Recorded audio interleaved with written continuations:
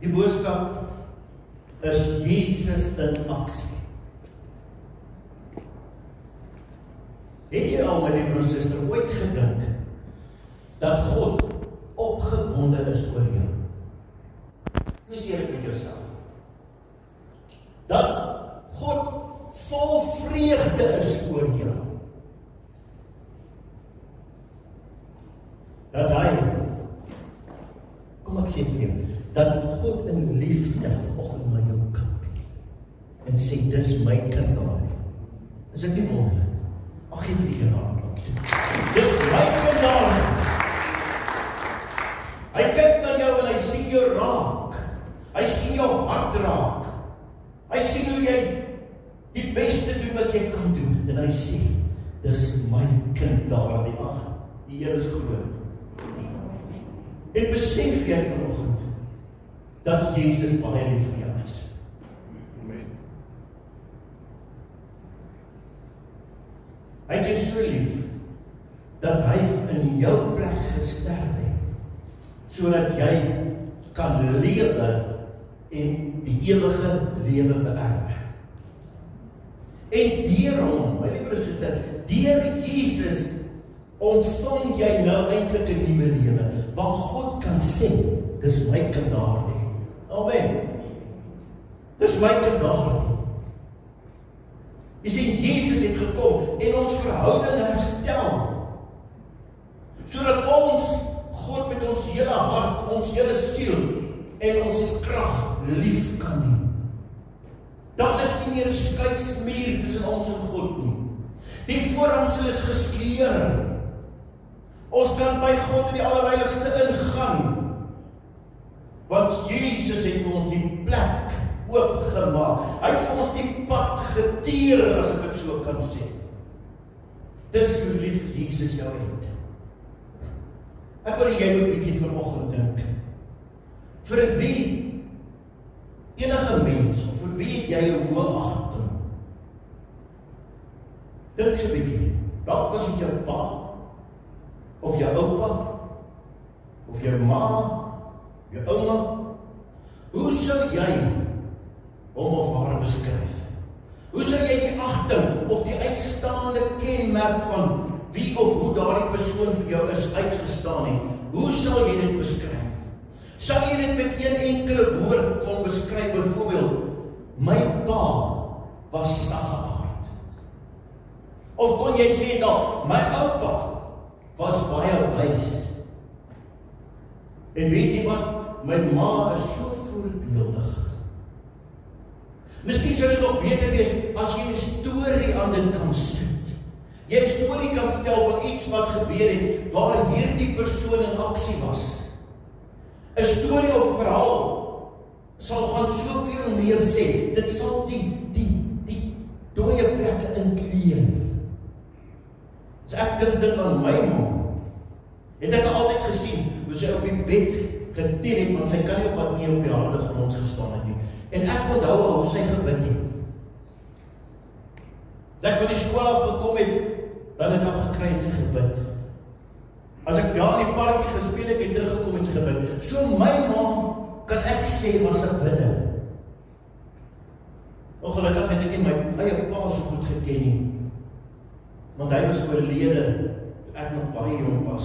Maar as ek my skoonpa kan aandink, hy is een van die manne wat jy 'n ou sak kan aantrek en hy sal soos 'n president lyk. Hy het net daai, ek kan nie sê ek daai houding gehad van hy weet waarvan hy praat. Nou wil ek jou vanoggend vra. Kom ons dink 'n oomblik aan ons hemelse Vader. Indien ons vanoggend moet sê wie hy is, wat hy is, en hoe hy is, sou ons dit dalk in een woord saam kon sit? Sou ons dalk 'n klein sinnetjie gebruik? Ek kan ons iets dink. God is liefde. Amen. 1 Johannes 4 vers 7 en 8 sê, geliefdes, ons moet mekaar so lief hê, want liefde kom van God. En elkeen wat lief het, is 'n kind van God en ken God.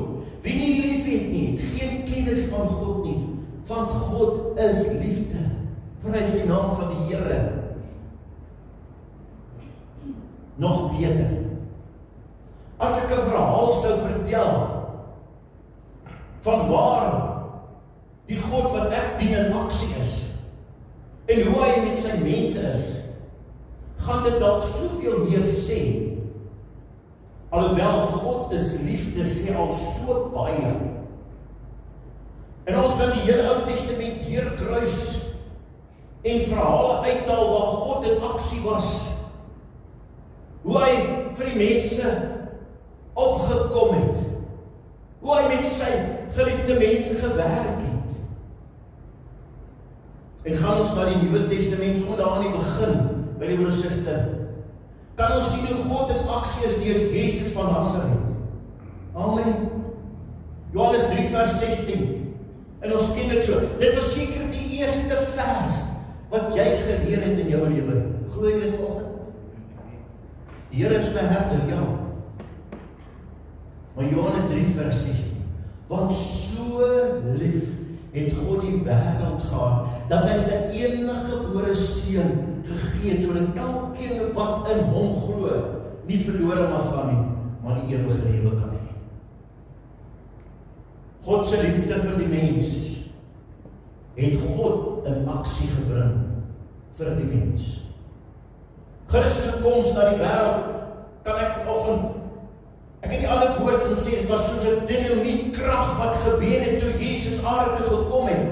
Ek stel my voor vanoggend, my broer en suster, dat daar in die hemel, toe God die besluit neem en sê, Jesus, jy moet aarde toe gaan vir ons mense. Toe die aarde geruk en die hemel het geskit.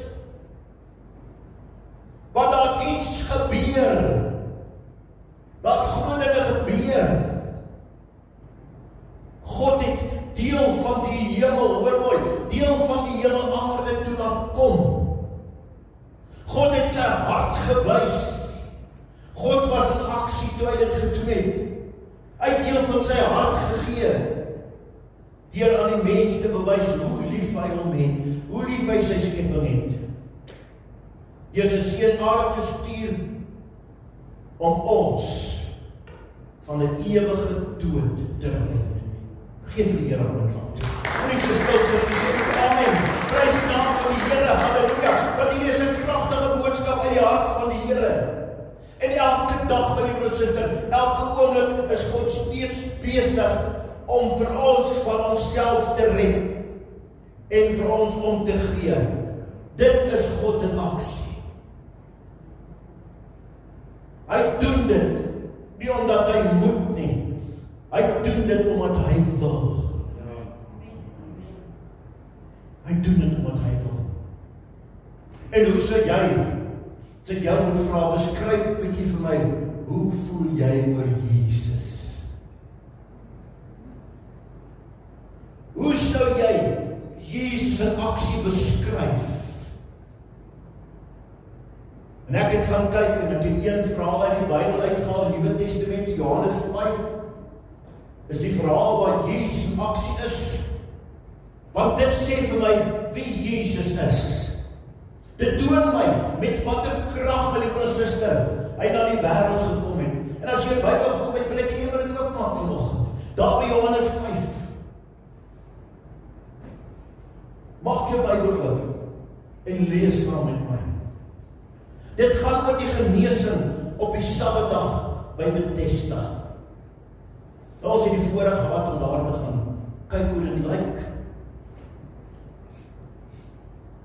Die 5 pilaargange waar daar is, hoe die plek gelyk het, dit is nou wel ver al onder die gesak, hulle het nou op het gebou. En as mense ooit gedink het hoe kosbaar daai plek was, sou hulle toegemaak het in glas, beskerm het. Vers 1 sê, hierna was daar 'n fees van die Jode, en Jesus het daarvoor Jerusalem toe gegaan. En by die skaappoort in Jerusalem was daar 'n pad met die Hebreëse naam Bethesda. Dit het 5 pilaargange gehad, waar daar baie gestremdes gelê het, blindes, krepeles en lammes. Vers 5 sê, onder hulle was daar 'n sekere man wat al 38 jaar lank siek was. Weet jy hoe lank is 38 jaar? Jy stond sien lê, jy het geweet dat hy al baie jare siek was. Toe vra hy vir hom, wil jy gesond word? Hoor wat antwoord die man, vers 7. Die siek het hom geantwoord, meneer, ek het niemand om my in die bad in te sit as die water in beweging kom nie. En terwyl ek aansukkel, gaan iemand anders voor my in. Jesus sê te vir hom, dis my Jesus daai. Staan op, tel jou goed op en loop. Is dit nie wonderlik nie? Dis Jesus in aksie, halleluja. Oombliklik het die man gesond geword, sy goed opgetel en geloof, dit was Saterdag, halleluja, dis 'n wonderwerk wat daar gebeur, halleluja, dis Jesus in aksie, prys sy naam, Here ons loof en prys wat U so goed, halleluja.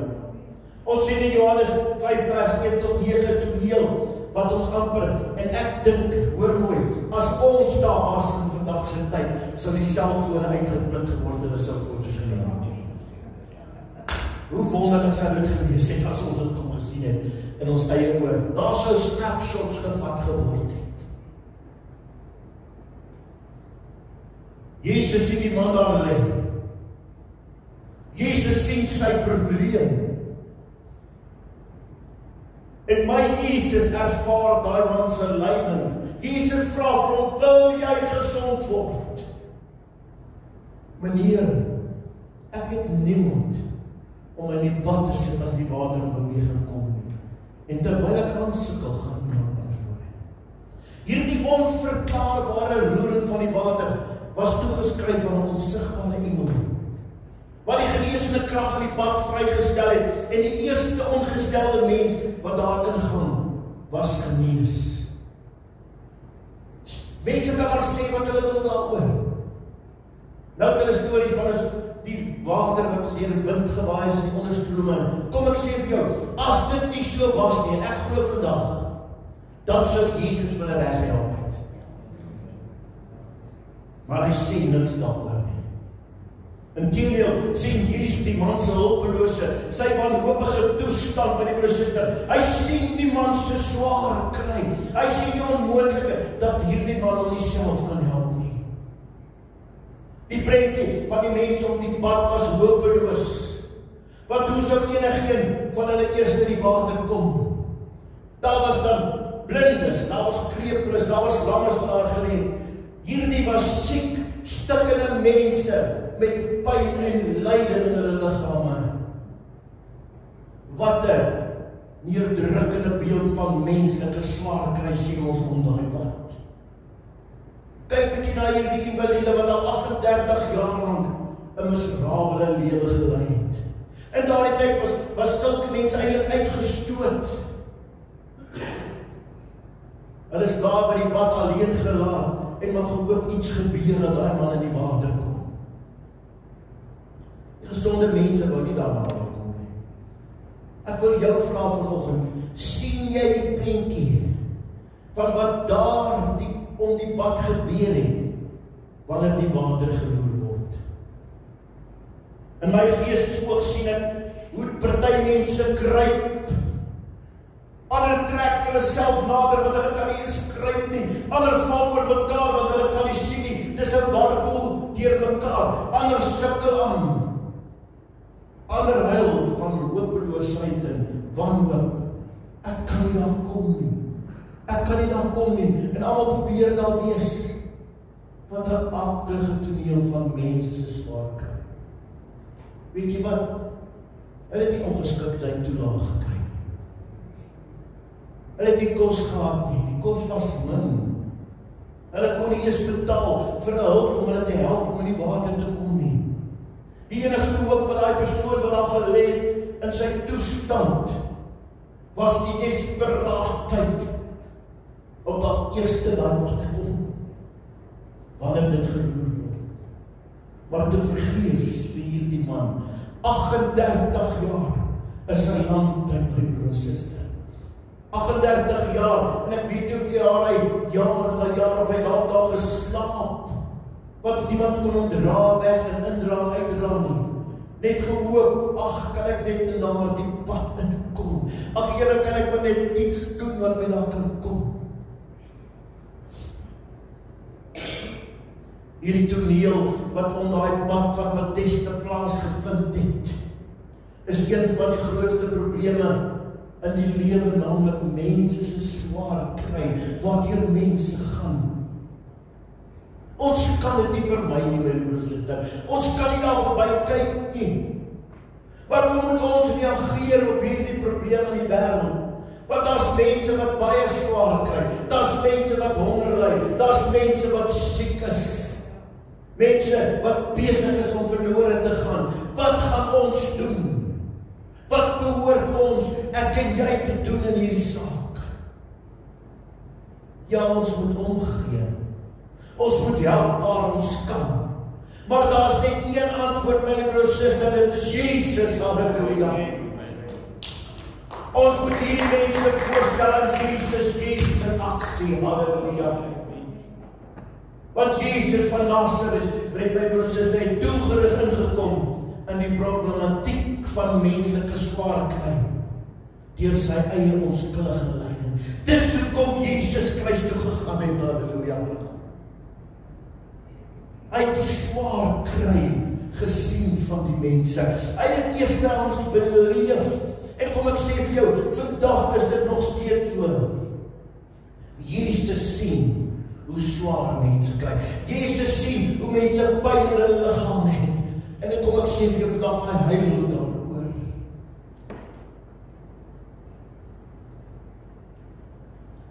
Indien Jesus nie sal omgee nie, my liewe suster, sou hy nie naby die pad van Bethesda gekom het nie. Hy sou dit vermy het. Hy sou dalk eers gesê het, ek wil aarde toe kom nie. Hy sou nie vlees geword het nie. Maar weet wat? Jesus gee om. Dis sy hart, halleluja. Die Bybel wys vir ons 'n God wat regtig omgee vir sy mense. En hier gaan Jesus, halleluja. En hy gaan met opset stappe na die pad van Bethesda toe. En volgens vers 8 beskik my Jesus, die een wie ek dien, die een van die Bybel, beskik hy oor die mag om siekes gesond te maak, halleluja. Hy beskik oor die mag om dowes te laat hoor, prys sy naam. Hy beskik oor die mag om blindes te laat sien, om selfs mense uit die dood uit te laat opstaan. En hier kom Jesus, en hy spreek leef, halleluja, oor 'n miserabele man, iemand wat dood was in homself, wat daar gelê het, hy kan homself help nie. Kom Jesus, en hy spreek lewe, en hy sê, staan op, vat jou bed en loop.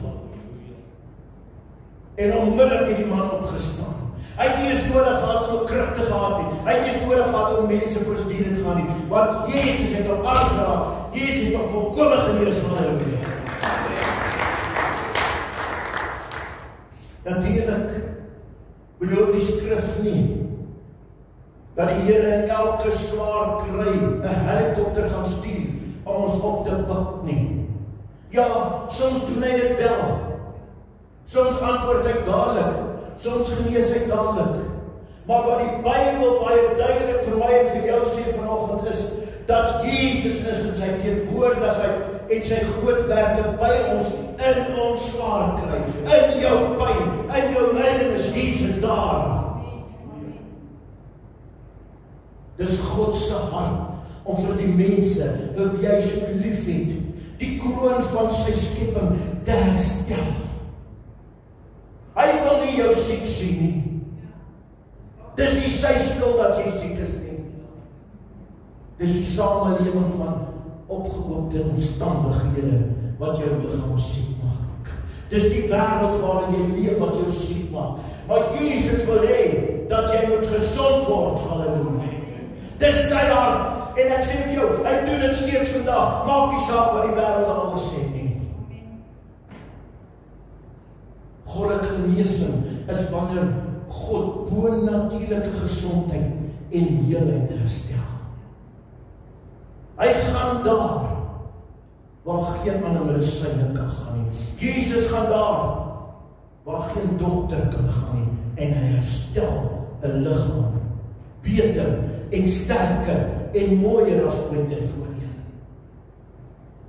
Dwars deur die Bybel, my liewe susters, sien ons sy begeerte om mense te genees en fisies, emosioneel en geestelik heel te maak. Van die begin af het God homself as ons geneeser geopenbaar. Selfs in Eksodus 15:26 sê, en hy het vir sy volk gesê, dat hulle na hom luister en sy weervolg, hy hulle sal genees. Dis ek, die Here, wat julle gesond hou, sê. Dis waar die naam Jehovah Rapha kry, die Here wat genees. Prys sy naam. En in die Nuwe Testament het Jesus hierdie belofte net weer kom herbevestig. Hoekom sal dit nou vandag anders wees? Markus 16 vers 17 sê, dat diegene wat in hom glo, tekens van genesing sal sien, halleluja. Hulle sal siekes die hande oplê, en wat sal gebeur? En die sal gesond word, halleluja. Jesus spreek dit oor ons uit. Genesing was die kern van Jesu bediening. Matteus 4 vers 23 vertel ons dat Jesus van plek tot plek gereis het, gepreek het en geleer het, en hoor mooi, elke siekte genees, halleluja. Dit het vervul van die profeet Jesaja gespreek, toe hy Matteus 8:17, en hy het ons lyding op hom geneem, ons siektes het hy gedra. Prys die naam van die Here. Dink maar aan 'n kragtige voorbeeld, die vrou wat aan bloedvloeiing gely het vir 12 jaar lank. Haar bronne was uitgeput. Hulle het nie medies gehad, mens, al hierdie goed nie. Sy het nie meer geld gehad om te help dat sy moet gesond word nie. En sy het geglo, en sy het Jesus se mantel aangeraak, en in sy geneesende krag het sy geglo, en hy het vir haar gesê, dogter, jou geloof het jou gered. Gaan in vrede, wees vergoed van jou kwaal genees, in Markus 5:34. Genesing, my liewe suster, is nie net 'n krag van God se, 'n demonstrasie van God se krag nie. Dit toon ons sy liefde vir ons. Jesaja 53 vers 5 sê, dat ons deur Jesu offer aan die kruis genesing ontvang. Deur sy wonde het daar vir ons genesing gekom. Kan ek vanoggend vir jou sê, vertrou volkome op God se tydsberekening. Genesing is nie altyd onmiddellik nie, maar God is altyd aan die werk. Nêrens lees ek, nêrens ervaar ek, dat God nou net agteroor sit en niks vir sy mense doen nie. Hy steeds dag vir dag aan die werk vir sy mense. Want my Jesus, die God wat ek dien, het nooit verander nie. Hy is en bly dieselfde, gister, vandag en tot in alle ewigheid. Halleluja. Ek wil by jou aandring, hou aan glo, hou aan bid, deel die getuienisse van genesing, halleluja.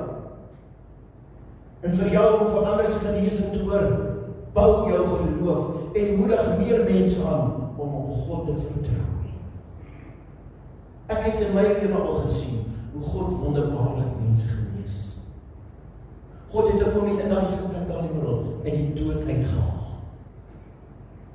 En baie genesings sal hier plaasgevind. Onmiddellike genesings het plaasgevind. Maar ek het ook gesien dat getroue gelowiges wat nie genesing ontvang het nie. Ek het ook gesien hoe hulle bid en hulle vra en niks gebeur nie.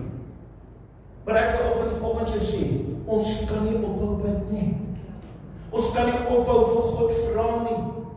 Want dit kan net jou dag wees. Dit kan net, jy kan net in Jesus wil beweeg daaroggend. En God raak jou aan. Daarom, hier by die hele gemeente sal ons tyd maak om vir mense te bid. Ons sal in ons byeenkomste vir siekes bid. En ons sal op God se genesing vertrou. Maak nie saak wat mense sê of dink nie. Jesus liefde, Jesus se omgee, Jesus deernis vir jou kan nie die verskil wees en die verskil maak in jou lewe. As jy siek is vanoggend, wil ek vir jou sê, bly glo dat Jesus jou wil en kan genees. Halleluja.